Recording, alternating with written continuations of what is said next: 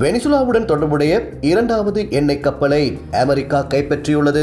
அமெரிக்க ராணுவம் வெனிசுலாவுடன் தொடர்புடைய வெரோனிகா 3 என்ற எண்ணெய் கப்பலை இந்திய பெருங்கடலில் கைப்பற்றியுள்ளதாக அறிவித்துள்ளது. இந்த கப்பல் ஜனவரி மாதத்தில் வெனிசுலா கடற்கரையிலிருந்து சென்றதாக பென்டகன் தெரிவித்துள்ளது. வெனிசுலா பல ஆண்டுகளாக அமெரிக்காவின் எண்ணெய் தடைகளுக்கு உள்ளாகி வருகிறது. இதனால் ஷேடவுன் ஃபீல்ட் எனப்படும் போலியான கொடிகள் கொண்ட கப்பல்களை பயன்படுத்தி உலக சந்தைகளில் எண்ணெயை சந்தைக்கு அனுப்பி வந்தது. கடந்த ஆண்டு டிசம்பரில் அமெரிக்க ஜனாதிபதி டொனால்ட் ட்ரம்ப் தடை விதிக்கப்பட்ட கப்பல்களுக்கு குவாரண்டைன் உத்தரவு பிறப்பித்தார்.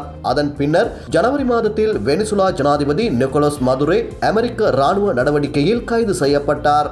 வெரோனிகா 3 கப்பல் மதுரோ கைது செய்யப்பட்ட அதே நாளில் வெனிசுலாவை விட்டு புறப்பட்டு சுமார் 20 லட்சம் பீப்பாய் கச்சா எண்ணெய் மற்றும் எரிபொருள் ஏற்றிச் சென்றது.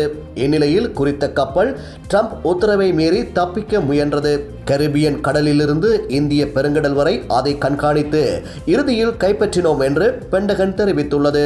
இந்த கப்பல் பனாமா கொடியுடன் இயங்கினாலும் அமெரிக்க நிதியமைச்சின் தடைகளில் ஈரான் மற்றும் வெனிசுலாவுடன் தொடர்புடையதாக பட்டியலிடப்பட்டுள்ளது. கடந்த வாரம் அமெரிக்கா வெனிசுலாவின் மற்றொரு கப்பலான அகுயிலா 2ஐயும் இந்திய பெருங்கடலில் வைத்து கைப்பற்றியிருந்தமை குறிப்பிடத்தக்கது. ஈரான் அணுசக்தி ஒப்பந்தம் தொடர்பான அடுத்த கட்ட பேச்சுவார்த்தைகளை நடத்துவதற்காக அமெரிக்கா மற்றும் ஈரான் பிரதிநிதிகள் பங்கேற்கும் முக்கிய சந்திப்பொன்று இடம்பெறவுள்ளது. குறித்த சந்திப்பு நாளை சுவிட்சர்லாந்தின் ஜெனீவா நகரில் இடம்பெறவுள்ளது.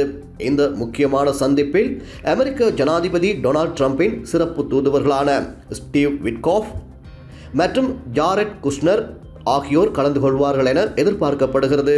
ஈரானுடன் புதிய ஒப்பந்தம் எட்டப்படாவிட்டால் அது அந்நாட்டிற்கு மிக பாதிப்பை ஏற்படுத்தும் என ட்ரம்ப் முன்பே எச்சரிக்கை விடுத்துள்ளார். 2015 கையெழுத்தான அணுசக்தி ஒப்பந்தத்திலிருந்து 2018 அமெரிக்கா விலகியதை தொடர்ந்து இரு நாடுகளுக்கும் இடையே பதற்றம் நீடித்து வருகிறது. இந்நிலையில் 2025 ஜூன் மாதம் ஈரானின் அணுசக்தி உட்கட்டமைப்புகள் மீது அமெரிக்கா தாக்குதல் நடத்திய பின்னணியில் நாளை நடைபெறவுள்ள இந்த பேச்சுவார்த்தை சர்வதேச அளவில் மிகுந்த எதிர்பார்ப்பை ஏற்படுத்தியுள்ளது. இதேவேளை உக்ரைன் மற்றும் ரஷ்யா ஆகிய நாடுகளுக்கு இடையிலான அமைதி பேச்சுவார்த்தைக்கான முத்தரப்பு சந்திப்பும் நாளை ஜெனீவாவில் நடைபெற வாய்ப்புள்ளதாக கிரெம்ளின் செய்தி தொடர்பாளர் டிமிட்ரி பெஸ்கோவ் தெரிவித்துள்ளார். ஒரே நாளில் இருபெரும் உலகளாவிய நெருக்கடிகளுக்கு தீர்வு காணும் நோக்கில் தற்போது ஜெனீவா நகரம் முக்கிய ராஜதந்திர மையமாக மாறியுள்ளமை குறிப்பிடத்தக்கது.